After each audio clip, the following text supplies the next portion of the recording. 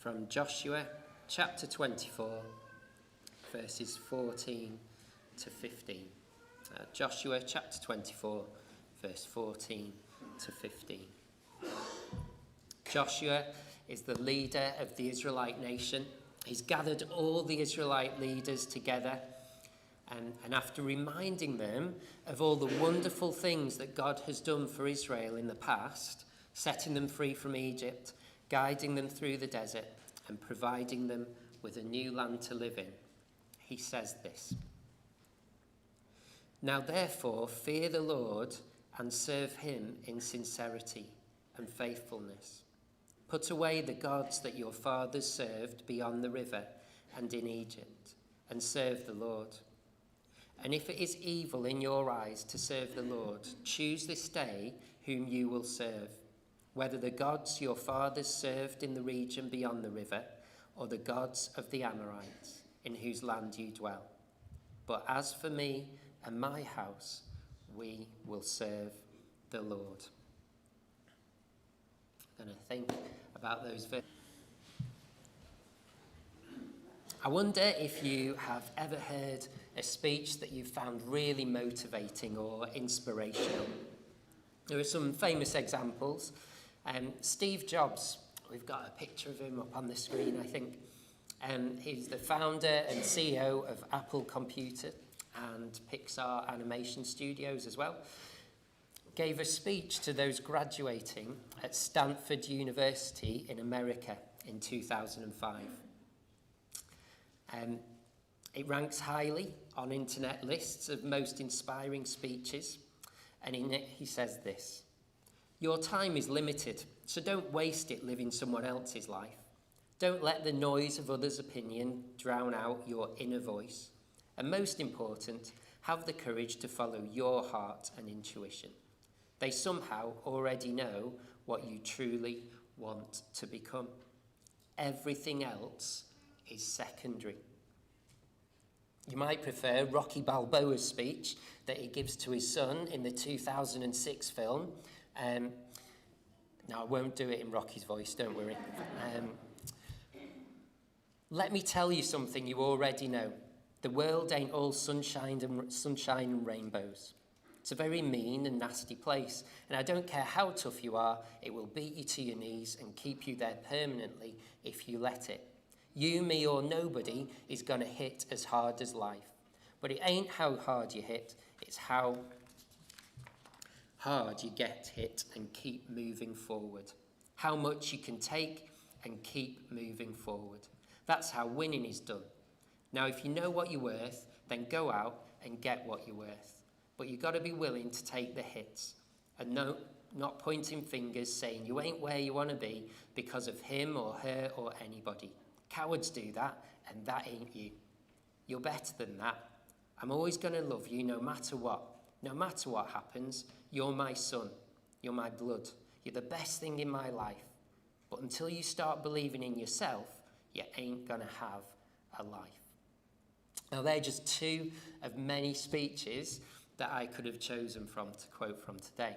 Whilst they might use different words and they might be delivered by actors playing a character or individuals in front of an audience in real time, basically, they deliver the same message. Look to self.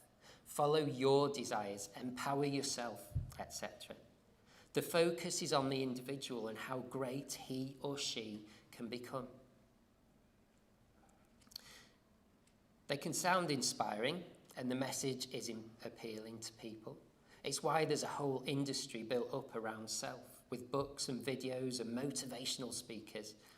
Apparently, the self-improvement market is expected to be worth over £10 billion by 2025, all giving the message that we, as individuals, are the main focus of our own lives, and happiness and satisfaction comes from concentrating on self. And yet the speech that we're going to look at today has it right. Instead of being self-serving, Joshua challenges us to serve God. Colossians chapter 1, verse 16 says this: "For by him all things were created, in heaven and on earth, visible and invisible, whether thrones or dominions or rulers or authorities, all things were created through him and for him. Our whole purpose, the only way we can really achieve our full potential and be who we are meant to be, is by serving him, because that is what we're created to do.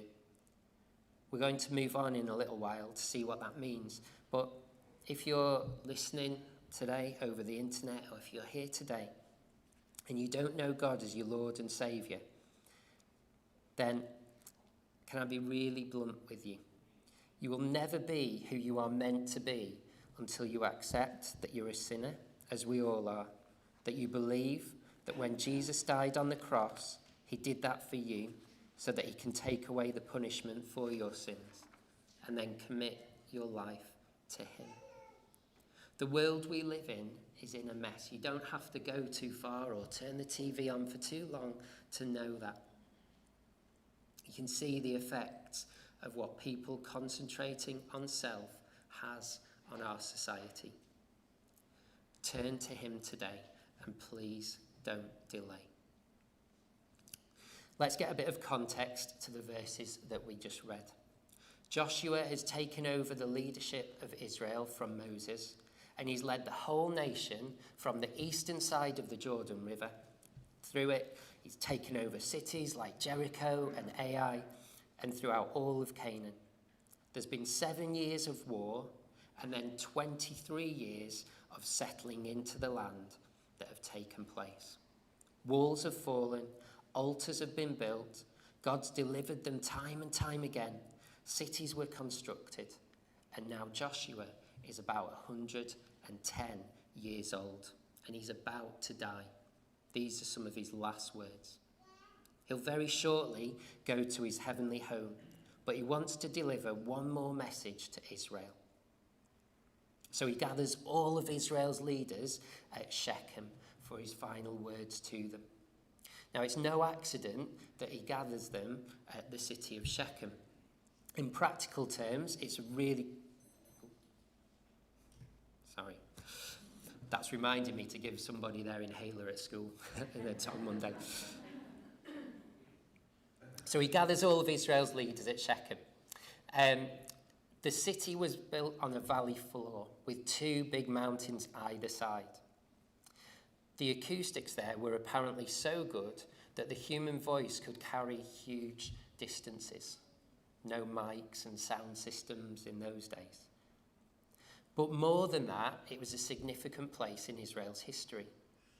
Abraham came to the promised land and first camped at Shechem. God appeared to Abraham there and confirmed his threefold promise to him: land, people, and blessing.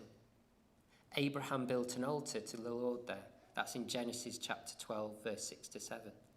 Then when Jacob came back to the promised land, he first camped at Shechem.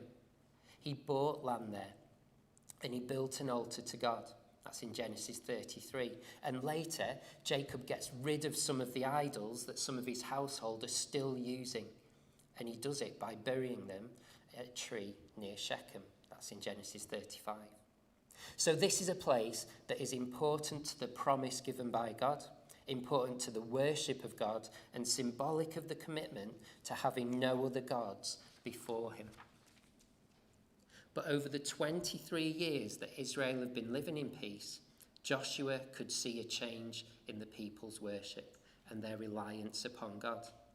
Outwardly, they were still serving God, but secretly, many of them were turning back to worshipping the idols of their ancestors or of the people of Egypt. And they'd even started using the idols left behind by people who were in the land. They had the images set up in their own homes. The people of Israel had forgotten what God had done for their nation in the wilderness and in Egypt, and their hearts were beginning to grow cold. They needed to press the reset button. Now, it's easy for us to read this slightly judgmentally, as we read about Israel and how they'd slowly turned away from serving God fully. God had taken them out of Egypt. He'd given them a new land and he'd done so many amazing things for them. How could they be anything other than wholly committed to him? How could they have allowed other idols to take their focus away from him? Casting Crowns are a Christian band. They're really good. I'd recommend them. And they sang a song called It's a Slow Fade. And the chorus goes like this. It's a slow fade when you give yourself away. It's a slow fade when black and white have turned to grey. And thoughts invade, choices made, a price will be paid when you give yourself away. People never crumble in a day. It's a slow fade. Over 23 years of peace, wrong choices had led to the slow fade of Israel's passion for living the way they ought to. It's important that we are reliant on God and we are real with ourselves and him. The world we live in, and in the world we live in, that raw focus on God can be softened, and our attention and priorities are competed for. We can justify decisions that shift our focus slightly away from him. We need to guard against that slow fade, and to do that we need to guard against that slow fade and do everything we need to intentionally to stop, and every so often evaluate each area of our life and press the reset button if needed. So let's look at the first part of verse 15. Choose whom you will serve. And if it's evil in your eyes to serve the Lord, choose this day whom you will serve, whether the gods your fathers served in the region beyond the river, or the gods of the Amorites in whose land you dwell. Notice that he doesn't say, if you will serve a god. The world we live in today has many, many gods, small g. People deceive themselves if they think that they serve no one or nothing. You see, an idol is anything in a person's life that has more importance than knowing him, knowing God, and living as the person he created them to be. Jesus was in the middle of his Sermon on the Mount that we read about in Matthew chapter 5 and 7 to 7, when he moved on to the topics of money and materialism. He spoke about storing up for ourselves treasure in heaven and how God will provide for us. And then in the middle of that conversation, Jesus said, no one can serve two masters, for either he will hate one and love the other, or he will be devoted to the one and despise the other. You cannot serve God and money. That's in chapter 6, verse 24. While the immediate context has to do with money and materialism, the last sentence is actually one of those fill-in-the-blank kind of verses. You can't serve God and whatever. From Genesis to Revelation, the scriptures state over and over again that it's not possible to serve two masters. The choices are God or anything or anyone else, but God is not God, and we can't serve both. Pride, time, materialism, fear and worry, bitterness, self-doubt, career, money, ambition, TV, family, sport, to name but a few, are examples of idols that can be set up over time if we allow them to shift our focus from God. Not all bad things, but if we put them in place of God and put them as being more important than God in our lives, then they become an idol. It's interesting, the first part that verse 15 says, if it seems evil in your eyes to serve the Lord.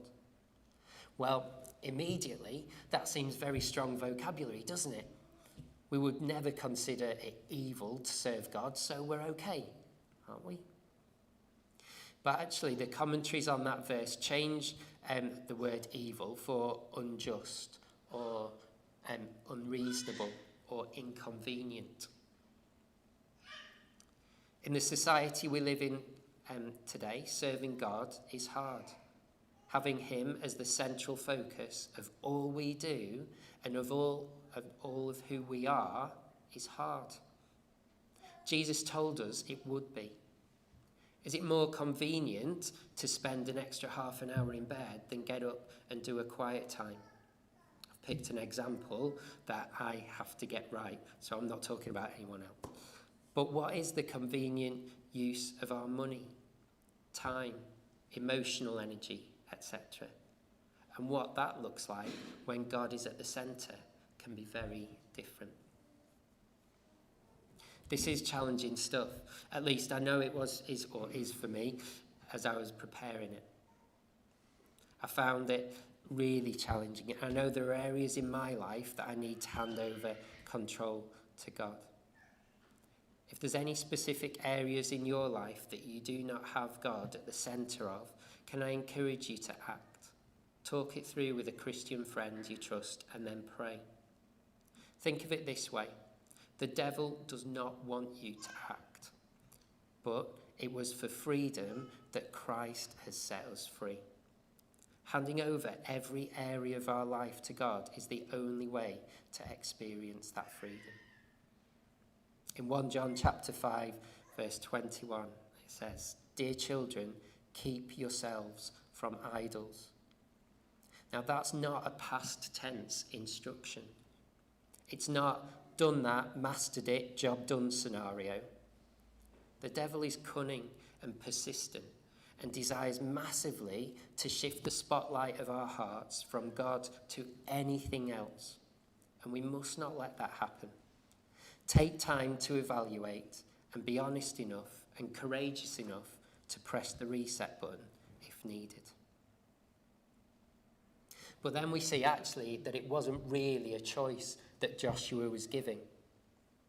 An artist called Adolf Menzel created a painting titled Frederick the Great's Address to his generals before battle in Luthen. I think we've got some more pictures actually on the PowerPoint. There we go. It's a historical piece that shows Frederick's speech to his generals in December 1757 during the 7 Years' War before the Battle of Silesia. I'm sure those who know history better than I do probably say I've pronounced that wrong, but they're against the Austrians. Now, Menzel worked on this painting from 1859 to 1861, so he was working on it for 2 years. But he never finished it. It's a huge painting, a monumental painting, and it contains the background and the generals standing in a semicircle, but the main figure, Frederick the Great, is left blank. It's not there. That's the picture. But it'd be ridiculous, wouldn't it, if this picture was up in some big art gallery somewhere, and the art gallery thought, well, we need to have some focus to the painting, so we'll do this. We have the next picture up. Or even this. Or even the next one. I chose some figures from my childhood. They look completely out of place, don't they? They don't fit. And it doesn't take an art expert to see that that was not how the maker intended it to be. And yet setting up anything as an idol within our lives, something that takes our focus away from God and living the way he intends us to, is more ridiculous than that. I said earlier that in the verses we read, before those verses in Joshua's speech, he reminds Israel about everything God has done for them. He reminded them of God's awesome saving power in taking them out of the land of Egypt and from slavery, about how God provided in ways that were beyond they could ask or imagine, and how God provided victory when in human terms there was no chance. By the time he gets to this point in the speech, there is absolutely no way that the people can realistically turn around and say, well, actually, we'd like to still opt for the inanimate bit of wood in the corner of our living rooms. It doesn't make sense. It'd be ridiculous. And they go on to recommit themselves to serving God, the one true God. Let's consider what God has done for us. He spoke the universe into being, and yet he stepped down to earth and saved us with his awesome grace at the cost of allowing people that he had created to nail him to a cross and accepting the punishment that we deserve for our sins. As a result, our eternity is secure. He ripped the temple curtain in two because he didn't want a barrier between us and God. That relationship had to be there. God has provided everything we need. In the valley and the mountaintop experiences of our lives, he is always with us and he'll never leave us. God, who knows us even better than we know ourselves, knows everything about us and still loves us even more than we can imagine. It's God who's won the victory, and because he has, we can say that our citizenship is not here, it's in heaven. We are strangers passing through this land. We are in a spiritual battle. The Bible says that we mustn't be ignorant, but instead stand firm against the devil's schemes. Sat here now, the choice is an obvious one. Allow God to be the Lord over every area of our life. The idols that we have to guard ourselves from, setting up in one phase of our life, will be different to ones in another phase of our life, which is where the pressures in life come from, and they're different, but we must constantly guard against them. Let's take time to evaluate each area of our life. And if there are any idols that have been set up, intentionally or otherwise, let's be brave enough and courageous enough to press the reset button. And finally, we see the importance of personal integrity. But as for me and my house, we will serve the Lord. Joshua could talk the talk, but that was because he had walked the walk. When Moses sent 12 spies to Canaan to scout out the land before Israel entered it, Joshua was one of only 2 spies to report back favourably and in faith that God would give them the land. As a result, he and Caleb were the only ones out of those 12 spies to enter the land 40 years later, and he led them there. Personal integrity is so important. Who are we when we think no one is watching? Who we are when people are watching? Who we are when the front door closes, the mask comes off, and it's those closest to us who we're with. No, she's not actually sat there at the moment, but I can still feel Kirsty's eyes peering at me and gazing at me, because I'm not standing up here and saying that I'm a shining example. I am really not. But in Ephesians chapter 5, verse 8 to 10, within a whole it's a whole chapter about living as God intended. It says, "For at one time you were in darkness, but now you are in light in the Lord. Walk as children of the light, for the fruit of light is found in all that is good and right and true, and try to discern what is pleasing to the Lord." This is not about how good we are and earning God's favour by living a good life, but in living the life God wants us to lead and in becoming more like him. Integrity will be a quality that others can and will see in us. It's been said that God is not looking for an incredible person for his purposes. He's looking for a credible one. Strive to be the same person. So here's a few pointers that I picked up from something I was reading. Strive to be the same person in front of the crowd as you are behind the scenes. When the pressure is on, when what's inside always comes out. In a crisis or under stress, we don't have the luxury of keeping up appearances. Be very careful not to conform. You see, character isn't who we say we are, it's who we actually are. Romans chapter 12 verse 2 says this: "Do not conform to the pattern of this world, but be transformed by the renewing of your mind. Then you will be able to test and approve what God's will is, his good, pleasing and perfect will." And thirdly, learn to value the process of building your character.